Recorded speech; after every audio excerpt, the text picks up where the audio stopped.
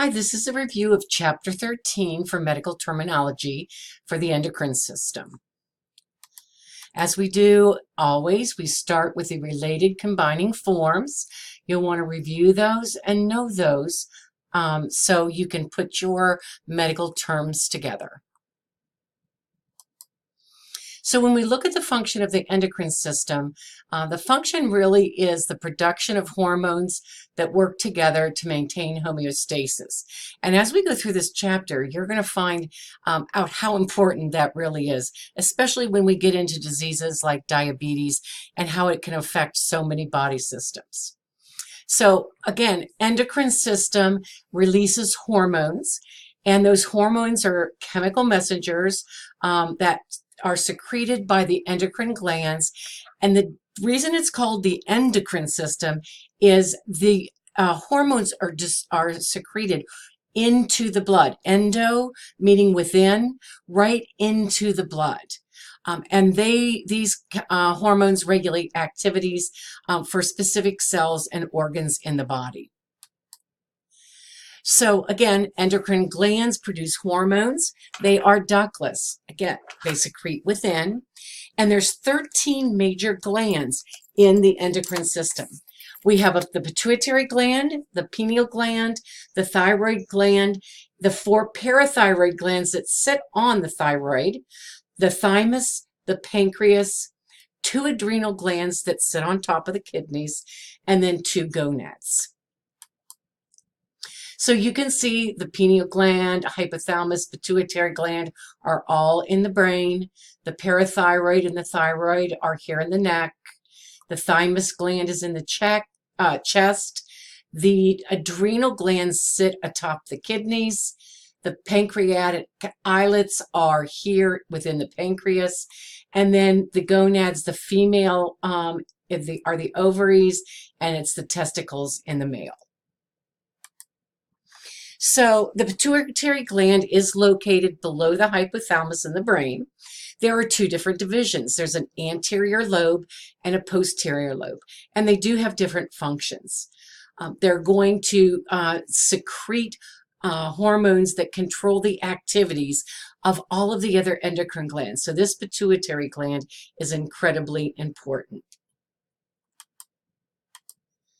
So what we do, the anterior lobe stimulates or secretes ACTH. It's the adrenocorticotropic hormone, and that stimulates growth. And so this is one of the things that we look at in children that are having a stunted growth or that aren't growing as they should. FSH is the follicle stimulating hormone. This is what stimulates the secretion of estrogens and growth of the ova and the ovaries. And again, in the male, it's going to stimulate production of the sperm. The growth hormone, or GH, again, regulates the growth of bone, muscle, and other body tissues.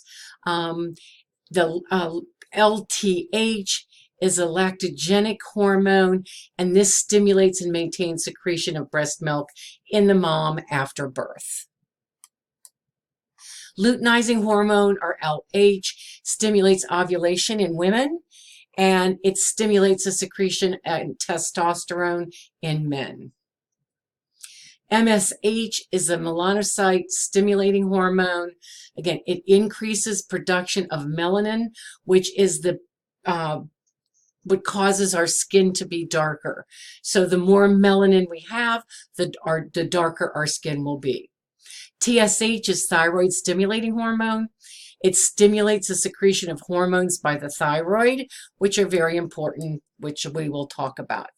And then we have the antidiuretic hormone, ADH. This is secreted by the hypothalamus, and then it's stored in the pituitary gland. And this is incredibly important because this helps control the blood pressure by reducing the amount of water excreted through the kidneys. So when we have issues with the antidiuretic hormone, we have problems with blood pressure. Oxytocin, or OXT, This actually is what stimulates the uterus when in childbirth. It actually helps control postnatal hemorrhaging, and it stimulates flow of milk from the breast. So as the mom goes into labor, the stimulates the oxytocin is excreted. It helps those contractions. It helps we continue with some of those contractions even after birth, and it helps start our milk flow in for the baby to breastfeed. And again, here you can see all the different types of hormones that the body, that the pituitary is responsible for. So the pineal gland is located in the central portion of the brain. It actually is secretes hormones that help our sleep and wakefulness cycle. This is known as the circadian rhythm or circadian cycle. And melatonin is the hormone that's responsible for this. So you'll see a lot of advertisements out there for herbal supplements that contain melatonin and all kinds of different things. But this is what helps people with their sleep and wakefulness. There's a little pineal gland right here. Again, here's our hypothalamus and our pituitary that's right here. The thyroid gland is going to be on either side of the larynx, just below the thyroid cartilage. This regulates our body metabolism, and it influences growth and functioning of the nervous system. It secretes two primary hormones that regulate our metabolic rate and help affect the growth and rate of function of so many of our body systems. So we're going to be looking at the T4, which is the thyroxine, and the T3, which is triiodothyronine. Lovely little word to say. And these are two very important hormones to look for. A lot of times when they do thyroid testing on people, they only monitor the TSH. But what you find when you go to an endocrinologist, they want to know more than just the TSH. They want to know what the T3 and the T4 are doing. Calcitonin, I might have jumped there. Nope. Calcitonin actually works with the parathyroid hormone. It decreases the calcium level in the blood and tissues, and it moves that calcium into storage in our bone and teeth. And we need that because we need that calcium in our bones and our teeth in order to be able to have good, strong bones in our teeth that aren't breaking down into caries and those type of things. For calcium to be absorbed into the bone, we have to have enough vitamin D as well. The parathyroid glands actually are embedded into the posterior surface of the thyroid, and the function of those parathyroids are really to regulate that calcium function.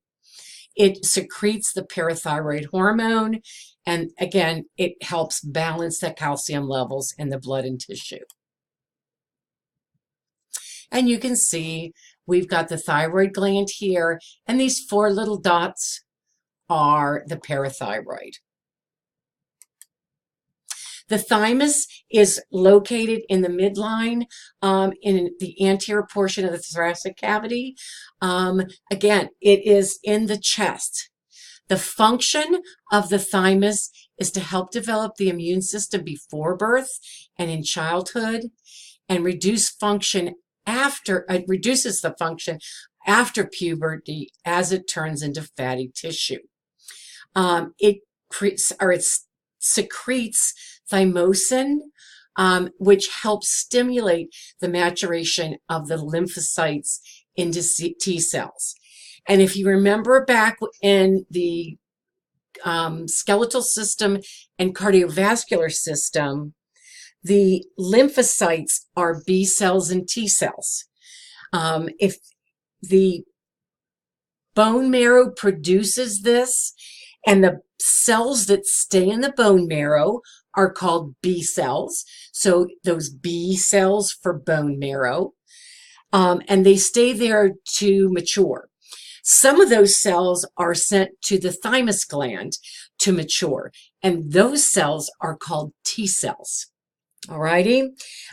B cells fight bacteria and viruses, and they actually help make antibodies for our body to fight those off. T cells actually recognize and kill what they believe are invading cells or viruses. And sometimes our T cells get a little confused, and in autoimmune diseases, we'll fight our own good cells. So it's a real problem. So again, B cells are in the mature in the bone marrow. T cells mature in the thymus gland. The pancreatic islets, the pancreas, remember, is an accessory organ in the digestive system.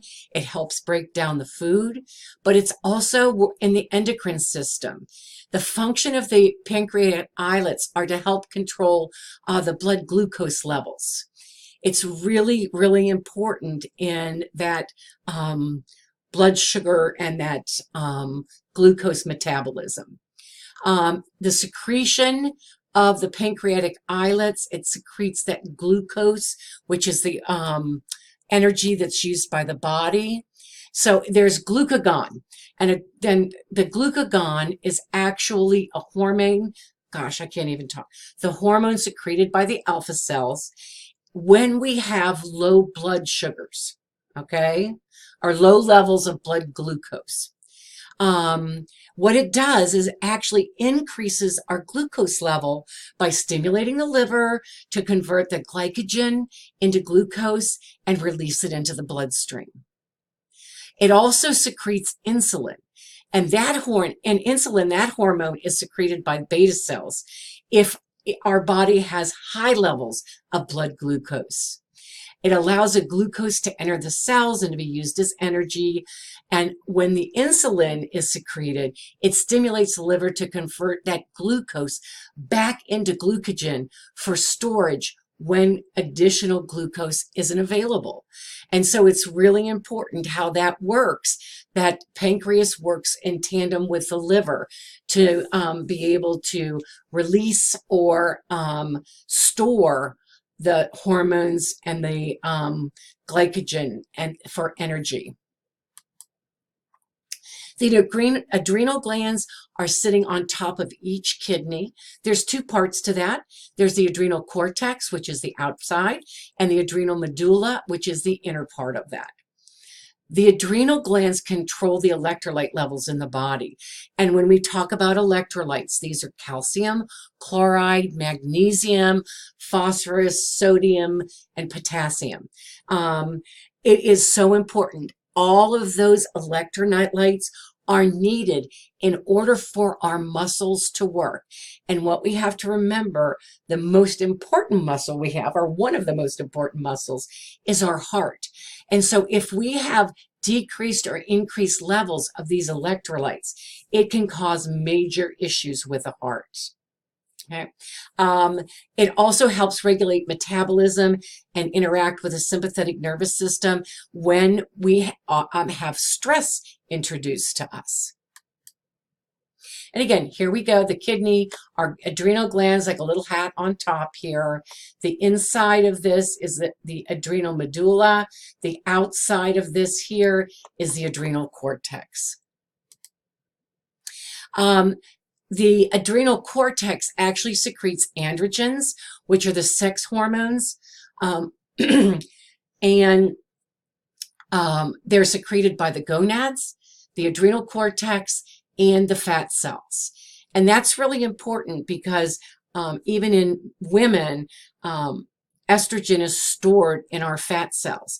So sometimes we'll have issues where we have a high level of estrogen stored that can cause problems in female reproductive system. But I get ahead of myself because that's, I think, our next chapter. The other thing that the adrenal cortex does is secretes corticosteroids. These are really important, and the steroids excuse me, are aldosterone, and that regulates the sodium and water levels by increasing sodium reabsorption and potassium excretion in the kidneys. So if you remember when we talked about the urinary system, remember the glomeruli are there, and the water is being pulled out, the electrolytes are being pulled out, and then our body talks to our brain and says, what do we need to keep? And we are a little low on salts, we're a little low on potassium, and then those are reabsorbed through the renal tubule. Cortisol has an anti-inflammatory agent that really helps when we are having issues with that inflammation. The adrenal medulla, the inside part, is actually going to secrete epinephrine, which stimulates the sympathetic nervous system, or norepinephrine, which is released by the adrenal medulla as a neurohormone to the sympathetic nervous system. So one's going to stimulate us, one's going to kind of take us in the other direction. Gonads, again, these are producing gamete producing glands. They are ovaries in the female and testicles in the male. A gamete is actually our reproductive cell. The function of gonads are to secrete the hormones responsible for developing and maintaining our secondary sex characteristics that develop during puberty. And puberty is that wonderful time of life when our body is becoming an adult and we are able to reproduce. So the gonads secrete estrogen. Estrogen is secreted by the ovaries, and this is really important in the development and maintenance of our secondary sex characteristics and in the regulation of our menstrual cycle. But we also have progesterone, and that also is released during the second half of our menstrual cycle. So our estrogen goes up during the beginning, and we'll be talking about this, getting our uterus ready for an implantation of a fertilized egg and sperm. And once we get past that point that we know that nothing's happened, that progesterone increases and helps slough off the lining of that uterus. We have a menstrual cycle, and then the process goes over again. Gonadotrophin is any hormone that stimulates the gonads. Androgens are primarily testosterone secreted by the gonads, the adrenal cortex, and fat cells. And again, they promote and develop. They promote the development and maintenance of male sex characteristics. Testosterone helps stimulate the development of the male secondary sex characteristics. And what we need to remember, estrogen and testosterone are in both males and females, but they're in different amounts depending on the gender. And so males may have more testosterone, females may have more estrogen, but we have both of these hormones within both male and female. Specialized types of hormones that are out there, they are different types of chemical structures that aren't secreted by the endocrine glands directly into the bloodstream. So we look at steroids. They are secreted by the endocrine glands or artificially produced as medication to help relieve swelling and inflammation. So our bodies does secrete them, but there's a lot of times when you have people who have arthritis or they are incredibly sick and they have inflammation in their chest and all through their upper respiratory tract, they will prescribe steroids to help with that inflammation. Anabolic steroids are a horse of a different color, though. These are man-made substances. They are directly related to the male sex hormones. They do have a therapeutic use, and they are they are used to treat hormone imbalance in men, and also can help replace body muscle mass that may have been caused by a disease. But if you take them and take them in large amounts, they can actually cause major issues. You've heard of roid rage. Well, that's what the anabolic steroids are doing. Bodybuilders will take them to build up their muscle mass, or athletes may take them to build up their muscle mass, and it causes major side effects because of those anabolic steroids. Leptin is a protein hormone that involves the regulation of your appetite. It acts on the hypothalamus to suppress our appetite and burn fat stored in our adipose tissue. Apparently, I need just a little bit more of this. Oh my. In contrast, though, ghrelin is a hormone that is produced in the GI tract. Sometimes we call it the hunger hormone. And they're really trying to figure out if these two hormones are playing are part of the issue that we're seeing with the huge obesity epidemic in the United States. There's a lot of research going on with these two hormones. Neurohormones, again, these are produced and released by neurons in the brain, and they are delivered to different parts of the body through the bloodstream. Different type of specialties related to the endocrine system. Endocrinologist. This is a person who is specialized in diagnosing and treating diseases and malfunctions of the endocrine gland. This is not someone who calls themselves somebody who specializes, but they actually have they are board certified as an endocrinologist. We do have one now in the Cumberland area. Before, we used to have to go out to either Morgantown or Hagerstown or Altoona to find a board certified endocrinologist. We also have certified diabetic educators, and these are people who are specifically trained to work with people with diabetes to help manage their disease. Pathology of the endocrine system. With the pituitary gland, we can have acromegaly, and this is an enlargement of hands and feet due to excessive secretion of a growth hormone after puberty. So this is acromegaly is when it's after puberty and we have enlargement of the hands and feet. Giantism is actually something that happens before puberty, and it's the abnormal growth of the entire body caused by excessive secretion of the growth hormone. So when you used to watch like Barnum and Bailey's, or I can't remember what the little place, the thing that has these real tall people, and but that's the people that are 8 and 9 feet tall have that giantism, is because they've had too much growth hormone.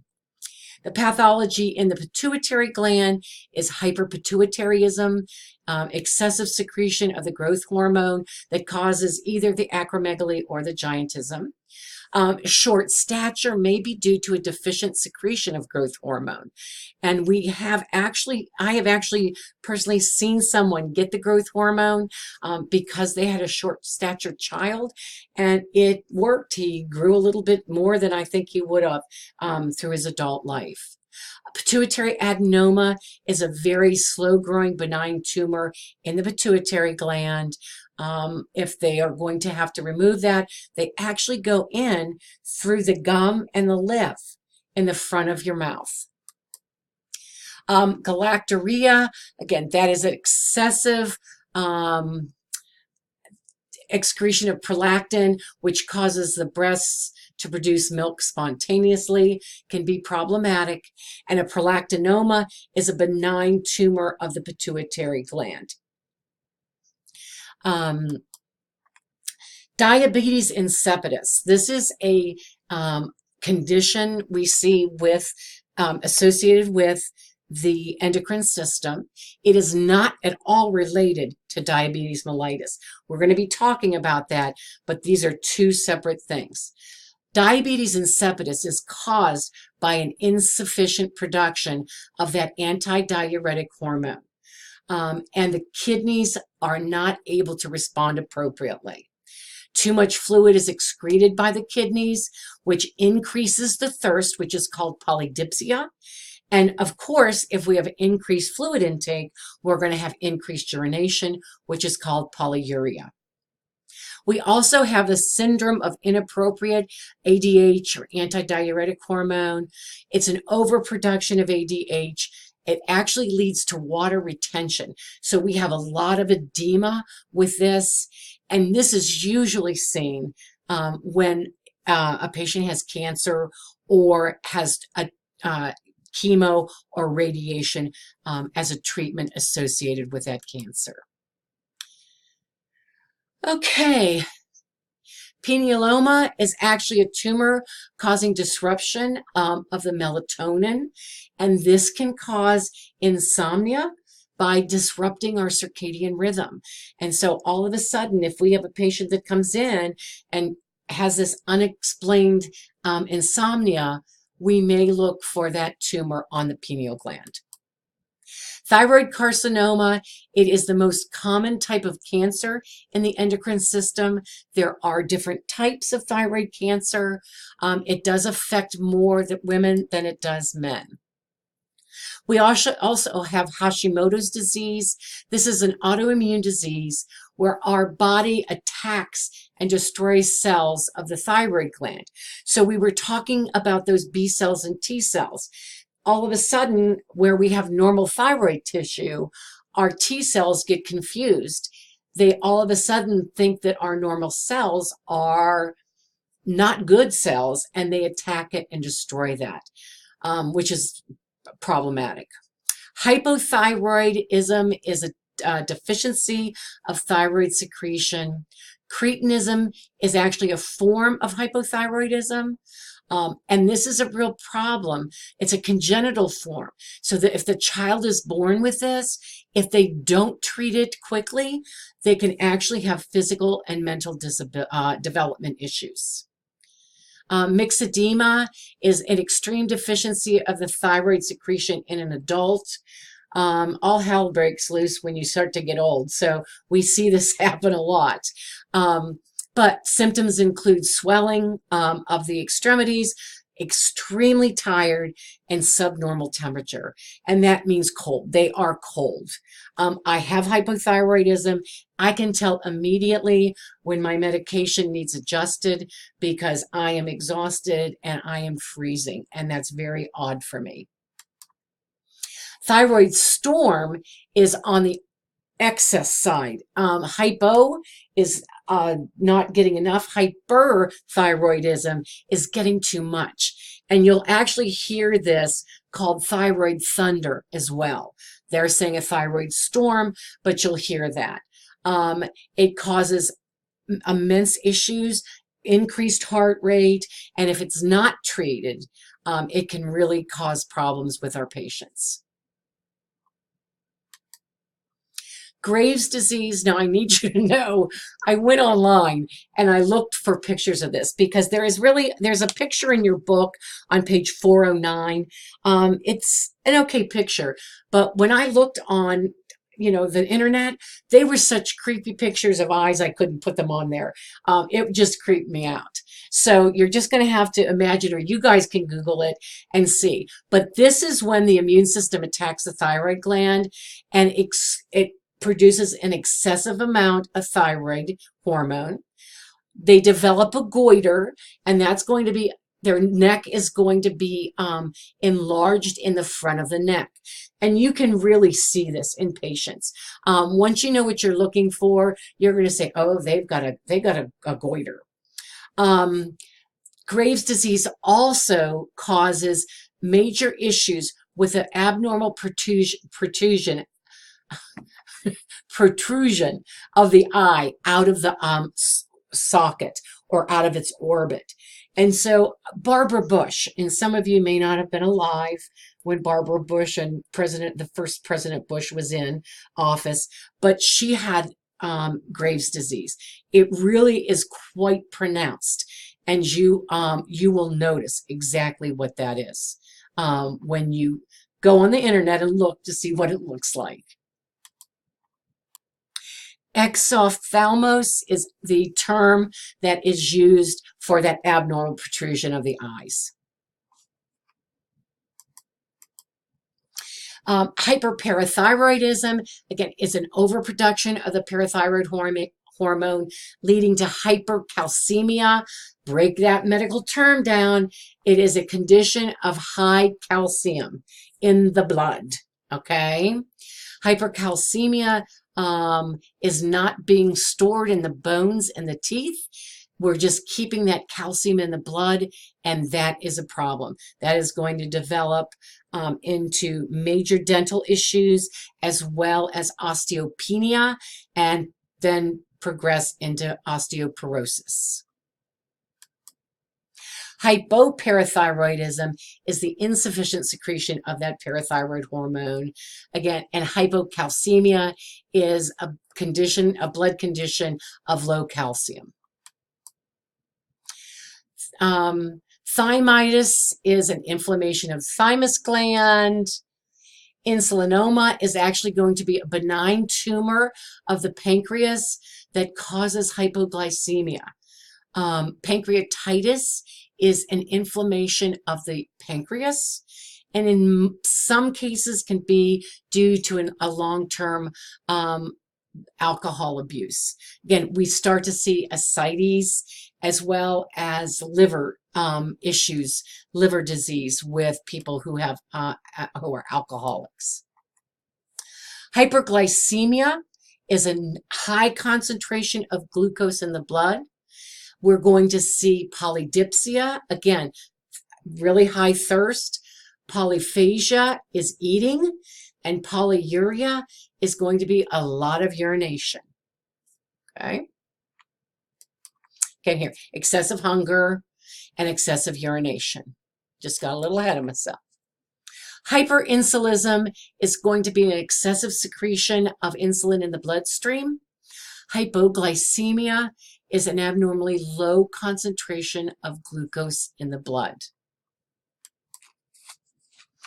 And this is where we start to talk about diabetes mellitus.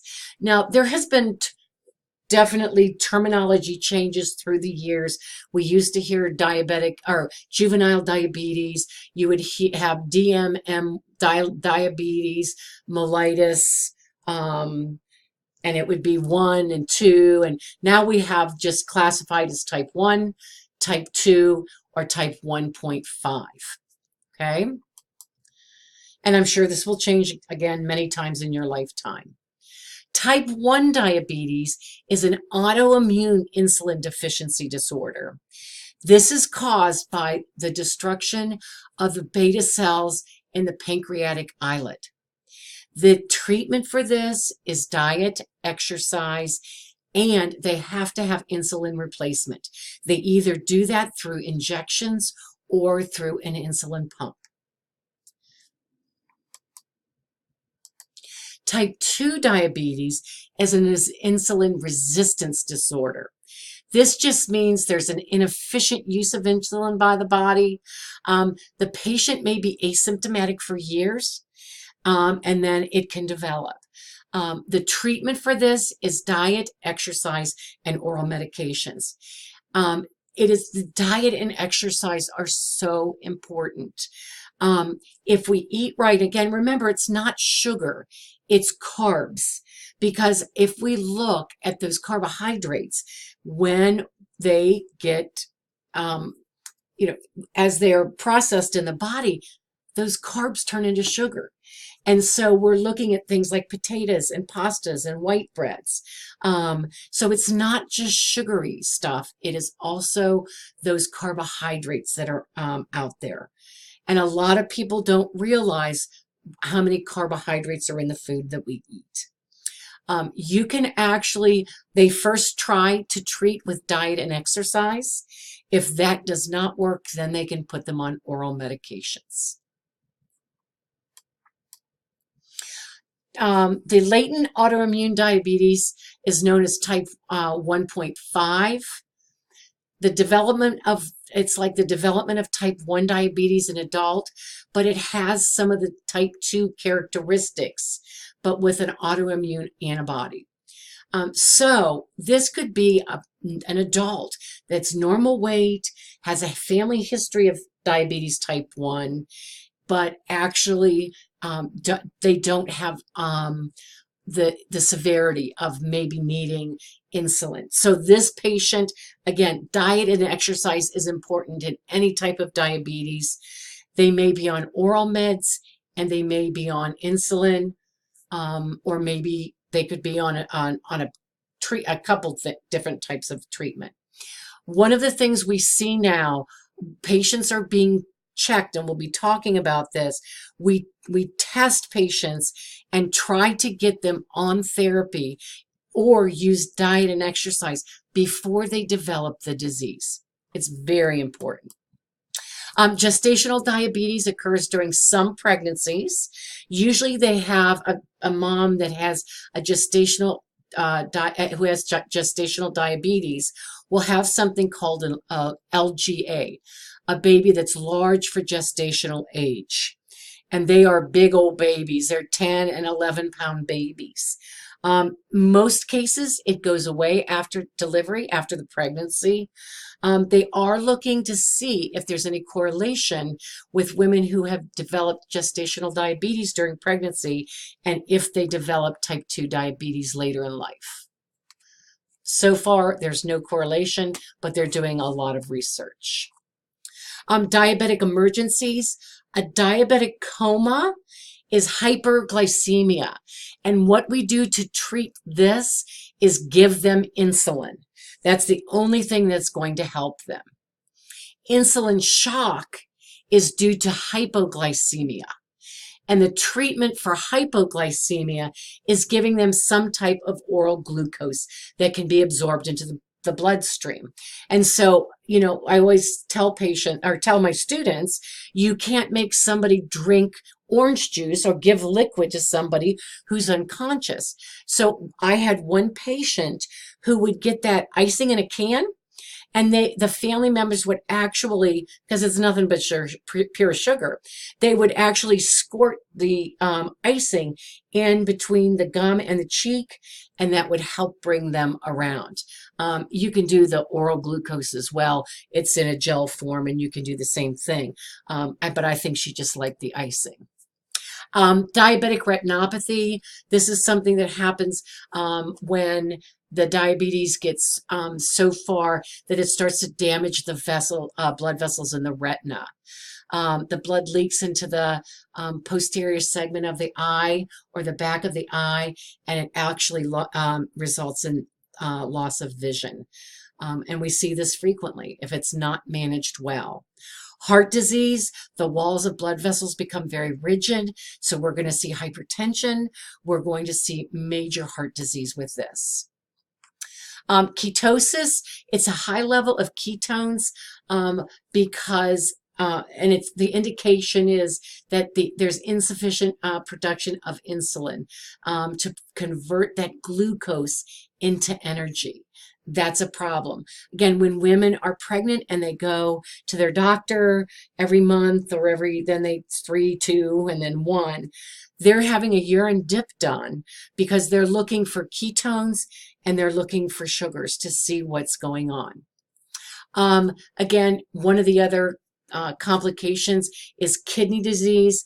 Again, it's because that damage to the blood vessels, and we have a reduction in the blood flow to the kidneys, and so we start to have major issues.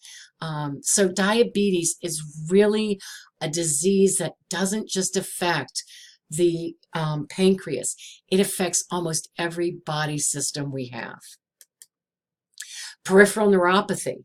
It affects the nerves in the hands and feet. And what that means is we can't feel them. So we lose all feeling to our feet. And then what happens is it's very easy to get a sore from your shoes rubbing because you don't feel it. And because they're diabetic, it also they do not heal well from wounds.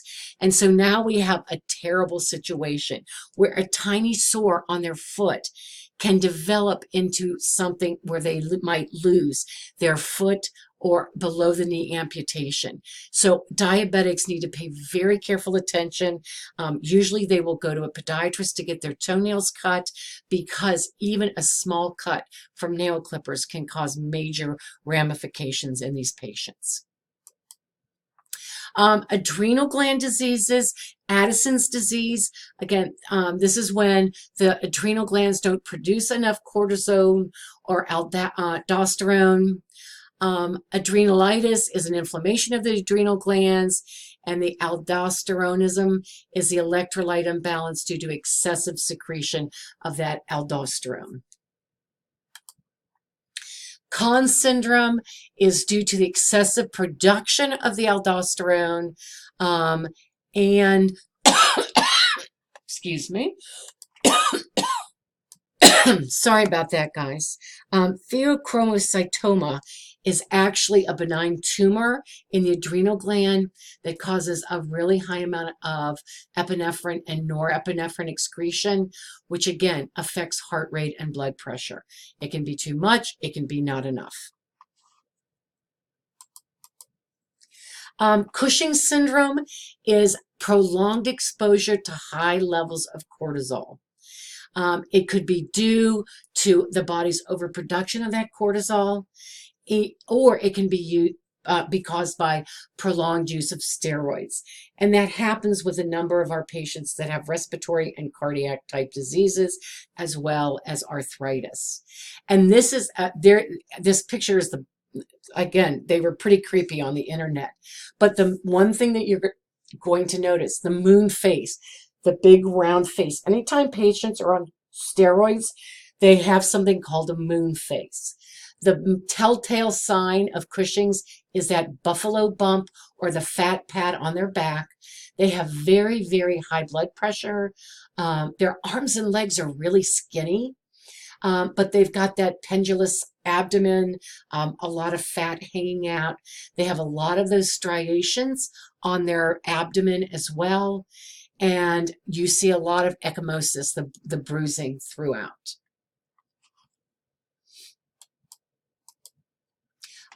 With the gonads, we have hypergonadism. Again, it's a hypersecretion of the hormones. Hypogonadism is the decreased secretion of hormones by the sex glands. And we have gynecomastia, excuse me, and that is excessive mammary gland development in males. So these are man boobs, okay? So the next time you see somebody, instead of saying they have man boobs, you can say they have gynecomastia. Diagnostic procedures related to the endocrine system. With the thyroid, people with thyroid disease, they can do a number of different things. They can do a radioactive iodine uptake test. So sorry, I was interrupted by a phone call. So radioactive iodine uptake tests. This is where the patient actually and orally takes radioactive iodine, and it actually will measure the thyroid function. There's also a thyroid stimulating hormone assay. It measures the circulating blood levels of the TSH. And then there's the always wonderful nuclear medicine scan to check for thyroid function. For diabetes mellitus, there's a number of different testing. Again, a fasting blood sugar. This is when you don't eat 8 to 12 hours before the blood test. The only problem with a fasting blood sugar, it's telling you what's going on right now. It is a still shot picture of the patient's condition on that day. There's something called an oral glucose tolerance test. If any of you been pregnant, you are probably gagging right now. It is used to diagnose gestational diabetes, and every pregnant woman has to go through this. It is the most disgusting sugary orange drink. At least mine was orange, and it's horrible. It's usually done for a 1 hour glucose test, and then if that comes back abnormal, then they go back in for a 3 hour glucose testing. There's also home glucose monitoring, where they're going to stick their finger and do a capillary puncture and measure their blood sugar every day. There's also something called random blood glucose testing. It measures the glucose level without fasting. But the one thing that really shows a nice picture is this hemoglobin A1C testing. And this actually shows the average blood glucose level over the last 3 to 4 months. So instead of our diabetics doing terrible, and then the last 3 days before their test, stop eating all the junk, get that blood sugar down to normal, this test actually gives us a 3-month picture, and is a much better indicator of where they are. They do this regularly on a lot of patients as they age. It gives them a snapshot of where they are. If it's starting to creep up, even before it gets to the level of diagnosing diabetes, they may tell them to start an exercise program, may send them to a dietitian to do diabetic food counseling, or they may put them on a oral medication to help bring that down so the patient doesn't develop diabetes. Because once you've got it, you've always got it. And that's when the body systems can start being affected. The fructosamine test, again, it measures the average blood glucose level over the previous 3 weeks. With a pituitary gland, the treatments are the human growth hormone. I talked a little bit about that. They actually have a synthetic version of the growth hormone, and it actually is given to stimulate growth. For the hypophyseectomy, that's a removal of abnormal glandular tissue that's causing issues. With the pineal gland, we have a pinealectomy, which is a surgical removal of the pineal gland. Treatments for the thyroid are anti-thyroid medication. There's actually a medication that slows the ability of the thyroid to produce hormones. That's going to be used for for people that are hyper that are producing too much. There's a radioactive iodine treatment, and this actually destroys thyroid cells, and hopefully the ones that are destroyed will help bring that thyroid back into normal function. We also can have a lobectomy. There's different lobes of the thyroid, and so you can remove one lobe of the thyroid gland, but it is the cutting into of a lobe, ectomy, I'm sorry, surgical removal of a lobe. And then there's also synthetic thyroid hormones. These are oral medications for the replacement of thyroid function. So for somebody who has had a thyroidectomy, or they have hyper or hypo, they may have different types of medication prescribed to them to help them function. Parathyroid glands, a parathyroidectomy is a surgical removal of one or more of the parathyroids. Thymectomy is going to be the surgical removal of the thymus. Pancreaticectomy, excuse me, I'm getting tired.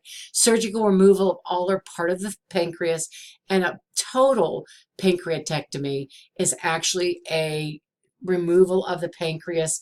Again, that's a treatment for the cancer.